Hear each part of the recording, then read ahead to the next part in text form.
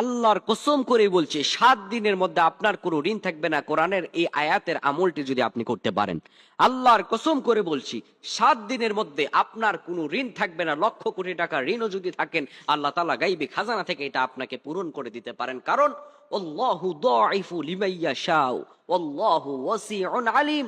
আল্লাহ রাব্বুল আলামিন হচ্ছেন সেই প্রাচুর্যের অধিকারী, যে রব এই পৃথিবীর সব সম্পত্তিরও মালিক। সুবহানাল্লাহ বলেন। প্রিয় বন্ধুগণ, আমি আজকে আপনাদেরকে একটি আয়াত এবং রাসূল সাল্লাল্লাহু আলাইহি ওয়াসাল্লামের 2টি শিখানো দোয়া আপনাদেরকে শিক্ষা দিব। রাসূল সাল্লাল্লাহু আলাইহি সাল্লাম বলেন, কারো যদি পাহাড় পরিমাণ ঋণও থাকে, আর যদি কোনো ব্যক্তি এইভাবে আল্লাহ সুবহানাহু ওয়া তাআলার কাছে প্রার্থনা করে, আমার রব সঙ্গে সঙ্গে তা কবুল করে নেবেন। পৃথিবীর কেউ আল্লাহ তাআলার এই দয়া থেকে তার বান্দাকে মাহরাম করতে পারবে না। সুবহানাল্লাহ পড়েন।